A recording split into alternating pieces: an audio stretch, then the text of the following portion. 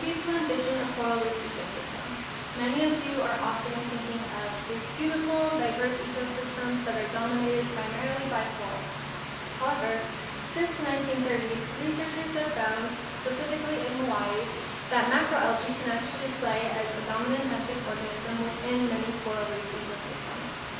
And this is important because macroalgae can give essential ecosystem functions to these coral reefs, where they can provide habitat structure, food sources for the organisms that live there, and provide structural complexity for the ecosystem. Now, just like many ecosystems worldwide, Hawaii in particular is very vulnerable to urbanization and population densities increasing within the last century. And since then, macroalgae can be indicative of degradation within these coral reef ecosystems.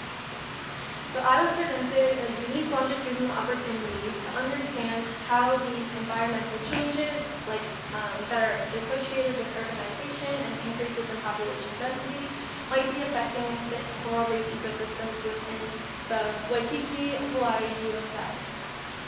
So specifically, in the 1960s, Maxwell S. Stody, who was a renowned psychologist from the University of Hawaii at Manoa, initiated a study that looked at the macroalgal biomass and species composition within a coral reef ecosystem off of Waikīkī. And since then, in 2018, 2019, and 2024, we went back and surveyed the same site using the same methodologies that Doty had used in the 1960s. And we did this to understand how the coral reef ecosystem has changed through time. This is important because the specific organisms, as you can see in the 1960s, there are these large foliose brown algae and green algae, specifically within this site, that produce lots of habitat for the organisms that live there. These species are also culturally important to Hawaii.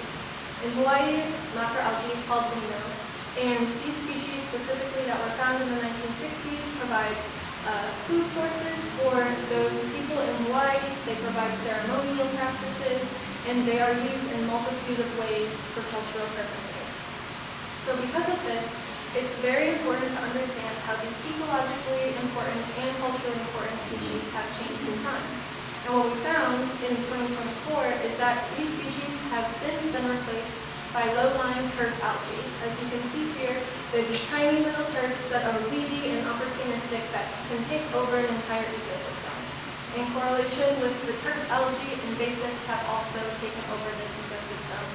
And this is extremely important to not only the ecological function, but also culturally important organisms